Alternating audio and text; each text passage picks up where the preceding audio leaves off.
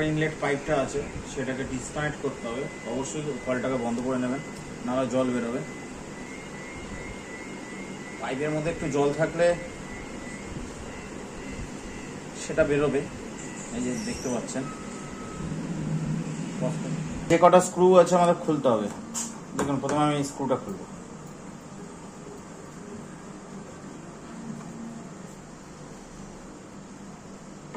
সব কটাকে আমি খুলে নেবো।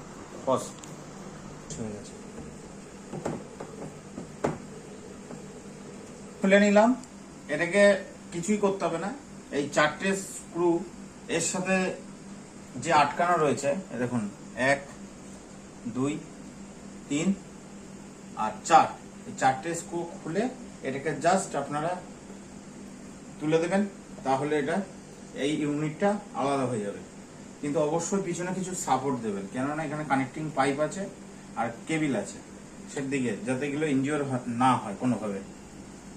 এখানে এটা খোলার পরে দেখবেন এখানে টোটাল আপনারা 7টা স্ক্রু দেখতে পাবেন।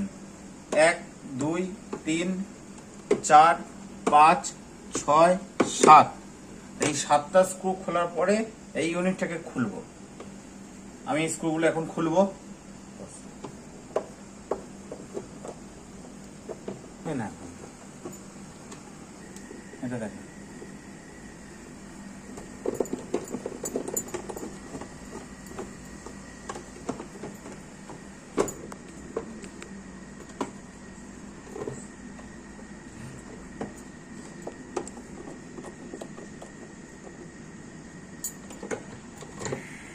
এটাকে দু হাতে ধরবেন এইভাবে, এটাকে দু হাতে এইভাবে ধরে এটাকে জাস্ট এইভাবে রেখে দেবেন। এখানে স্পিন সেন্সার, এই যে পাত্তিটা দেখতে পাচ্ছেন, এই যে আমি দেখাচ্ছি দেখুন, এটা হচ্ছে স্পিন সেন্সার। এই স্পিন সেন্সারটার মধ্যে যখনই আপনার রাস্ট এসে যায় তখন সেন্স করতে পারে না এই সেন্সারে। এবার যখনই সেন্স করতে পারবে না এই সেন্সারে, তখনই স্পিনটা হবে না। মানে এখান থেকে আপনার এখানে যে বোর্ডটা রয়েছে, এই যে বোর্ডটা রয়েছে, এখান থেকে কমান্ডটা এখানে যায় না, বা এখান থেকে কমান্ডটা গেলে ও যখন সেন্স করে না তখন সেই জিনিসটা হয় না। তাই এই স্পিন সেন্সার, এই স্পিন সেন্সারটাকে খুলবো। এবার এটা কি করতে হবে, এই স্পিন সেন্সার, এই সেন্সারটাকে আপনার ভালো করে একটা টুথব্রাশ দিয়ে পরিষ্কার করে নেবেন। পরিষ্কার করে তারপরে এটাকে তেল দিয়ে দেবেন। এটা যখন এই দুটো টাচ হতে হবে। এই দুটো টাচ হলে তবে আপনার সেন্স করবে, এবং এই দুটো টাচ হয়ে সেন্স করা চাই, তবেই স্পিন হবে। যদি এই পাত্তি দুটো যদি আপনার টাচ হওয়ার পরেও সেন্স না হয় তাহলে স্পিন হবে না। এই যতক্ষণ না এখান থেকে সেন্স না করবে ততক্ষণ স্পিন হবে না। এইভাবে আমরা খুলেছিলাম। আবার এটাকে আমরা ঠিক আপনার এই পাল্লাটা যেখানে ভাঁজ হয়, এর ঢাকনাটা ঠিক ওর পিছনে নিয়ে গিয়ে এটাকে আস্তে করে ওর জায়গায় বসিয়ে দেবেন, করে একে ফিক্স করে দেবেন। এটা ফিক্সড করে দেবেন, এখানে যেভাবে ছিল সেটাকে এখানে ফিক্স করে দেবেন। আর এই পাল্লাটার পিছনে এর মাথাটাকে এইভাবে আটকে দিতে হবে। এরপরে আমরা এখান থেকে সুইং বাটন প্রেস করে এটা খোলা অবস্থায় এইভাবে রেখে দেবো। এখান থেকে সুইং বাটন প্রেস করে এই স্পিন হচ্ছে কিনা আমরা চেক করব।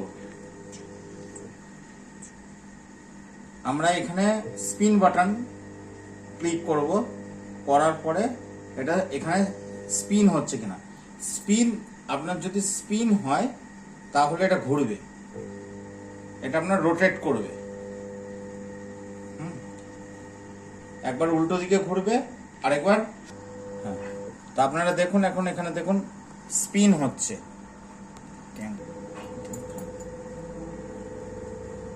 দেখুন এটা সঠিকভাবে কাজ করছে।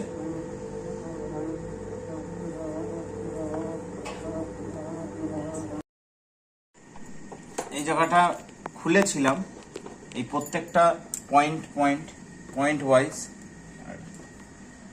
ওয়াইজ হাত দিয়ে প্রথমে এটাকে সেট করে নেবেন।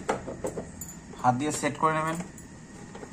সেট করে নেওয়ার পরে তারপরে এগুলোকে আমি আবার ফিক্স করব স্ক্রু দিয়ে।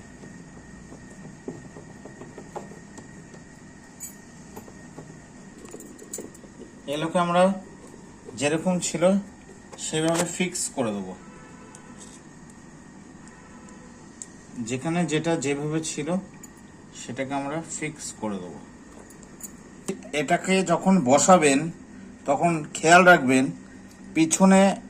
পিছনে যে এই ইউনিটটা দেখতে পাচ্ছেন, এই ইউনিটটি এর পিছনে থাকবে, সেটা খেয়াল রাখবেন। দেখুন এই ইউনিটটাকে আমি বসিয়ে দিয়েছি এখানে। এবার আমি এই যে স্ক্রুগুলো চারিদিকে লাগানো ছিল, এই স্ক্রুগুলোকে আমি ফিক্স করব।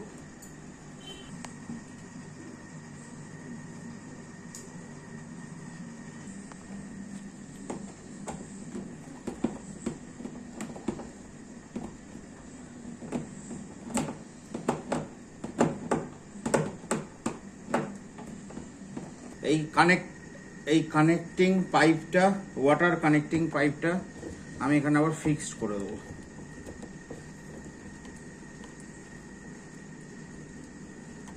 এটাকে খুবই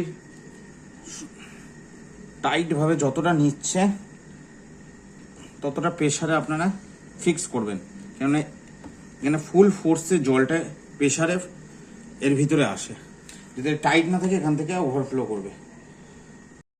এবার আমি মেশিনে পাওয়ার দেবো। আমার এখানে স্পিন, আপনার মেশিনে যত নম্বরের স্পিন ঠিক আপনি সেই নম্বরটাই দেবেন। আমার এখানে 9, এখানে 9-এর স্পিন আছে, তা আমি 9-এ এখানে মেশিনকে 9-এ দেবো। 9 স্টার্ট।